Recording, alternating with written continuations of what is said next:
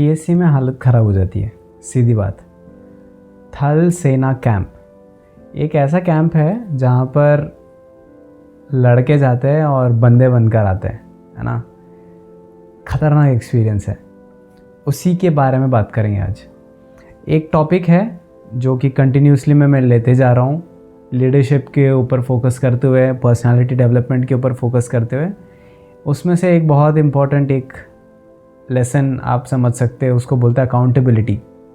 Accountability का सबसे best lesson मैंने टीएससी में ही सीखा है। मैंने रिसेंटली कुछ वीडियोस देखा है यूट्यूब में भी, और बहुत सारे आर्मी के जो रिटायर्ड ऑफिसर्स हैं वो लोग इस बात का मेंशन करते हैं अकाउंटेबिलिटी के बारे में। सो मेरा भी एक किस्सा है अकाउंटेबिलिटी को लेकर। जो भारतीय सेना है या फिर इंडियन आर्मी के जो सिस्टम है वो किस प्रकार से है, मैंने एक छोटा सा ग्लिम्स देखा है, राइट। टीएससी में गया था मैं 2019 अमरावती में, और हमारा 50 लोगों का और मैं एक बेस्ट कैडेट का टीम बनकर हम लोग गए थे वहाँ पर कैंप करने के लिए। Inter group competition, all over Maharashtra से अलग अलग जगह से आए थे, कंपटीशन हुआ तगड़ा। उसके बाद में हमारा सिलेक्शन होने पर ऐसा हुआ कि रेगुलरली हमको ट्रेन किया जाता था। एक बात ऐसा हुआ कि हम लोगों को फायरिंग रेंज में लेके जाकर प्रैक्टिस कराते थे, क्योंकि हम जो जाकर आगे कंपटीशन लड़ने जा रहे थे नेशनल लेवल पे, वहाँ पर अलग अलग इवेंट्स होने वाले थे। तो बेस्ट कैडेट के लिए इंटरव्यूज़ था, उसके बाद रिटन एग्ज़ाम था, फिर कुछ ग्रुप डिस्कशन रहता था, और फिर बाद में ये एक इम्पॉर्टेंट पार्ट था कि फायरिंग रेंज में जाकर अलग अलग टाइप्स ऑफ फायरिंग करना था। वहाँ पर एक बहुत ज़बरदस्त किस्सा हुआ। सो टीएससी यूजुअली जून जुलाई इस पीरियड में शुरुआत होता है, और फिर जब तक नेशनल्स पहुँचता है तब तक सितंबर हो जाता है, क्योंकि उसके बाद में आरडीसी स्टार्ट होता है, राइट। तो ये सारे शब्द क्या बोल रहा हूँ आपको अगर नहीं समझ रहा हो, और अगर आप नॉन एनसीसी बैकग्राउंड के, तो मैं एक एक वर्ड का मीनिंग बताता हूँ।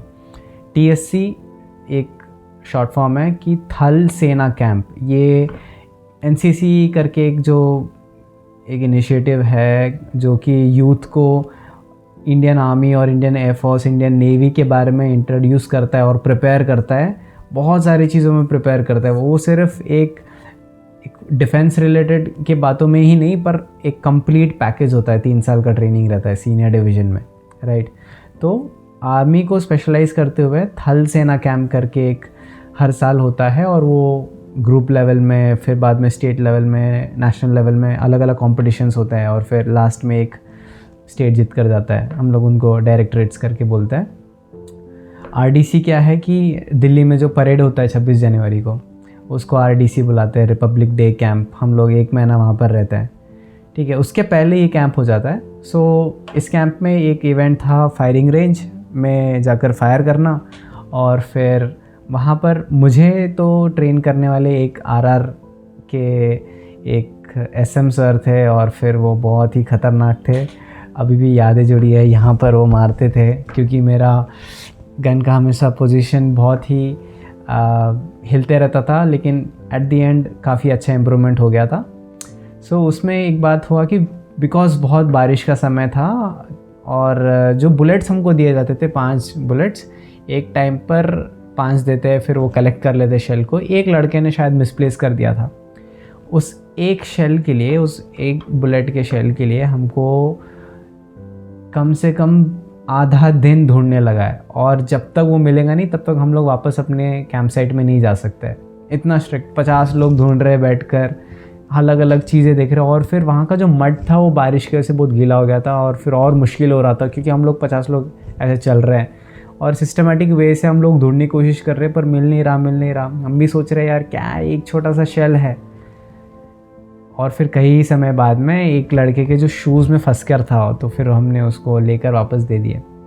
एक इम्पॉर्टेंट लेसन वहाँ पर हमने सीखा कि फ़ौज में खाली खोखे का मतलब एक एम्प्टी शेल का भी इम्पोर्टेंस होता है, और उसका अकाउंटेबल रहता है कि वो हम वापस लेकर जाए।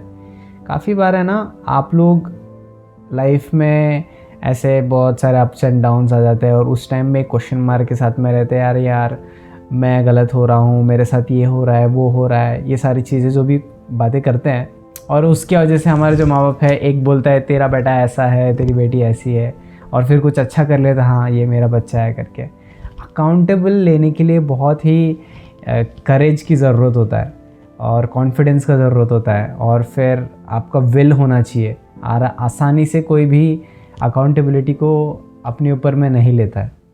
अनटिल आप सिचुएशंस को अपने हाथ पर नहीं लेते हैं और फिर उसको कम्प्लीटली ओन नहीं करते हैं, तब तक आप हमेशा ब्लेम करते रहेंगे।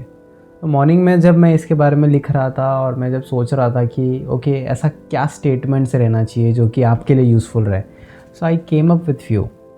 If you blame you won't fulfil your M.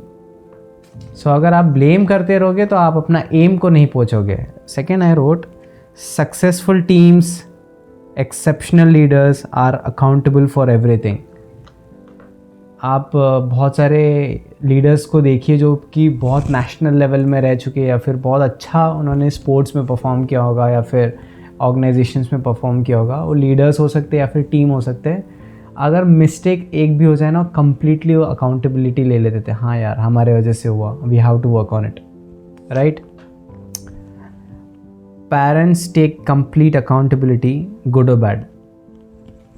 बहुत बार बच्चे मैसअप कर जाते हैं और फिर उसके वजह से पेरेंट्स के आपस में भी बहुत सारे प्रॉब्लम्स होता है। मैंने मेरे क्लास में काफ़ी सारे स्टूडेंट्स के पेरेंट्स को देखा है कि जब कोई स्टूडेंट, कोई मेरा दोस्त, अगर वो लड़का या लड़की हो, उसने कोई अच्छा काम किया तो फादर्स एंड या फिर मदर्स बोलेंगे हाँ ये हमारा बच्चा है, ये मेरा बेटा है, इसने बहुत अच्छा किया। लेकिन अगर उसने कुछ गलती कर दिया होगा, इमीडिएटली वो शिफ्ट कर देते, तेरा बच्चा है, अपने वाइफ को बोलेंगे या फिर अपने हस्बैंड को बोलेंगे तुम्हारा बच्चा है, ऐसा कर रहा है करके। ऐसा नहीं होना चाहिए। If you want to be a great parents, if you want to be a great leader, if you want to be a great team leader, if you want to be a great team, if you want to be a great person, या फिर आपको exceptional रहना है, so you have to take accountability, पूरा own करना है।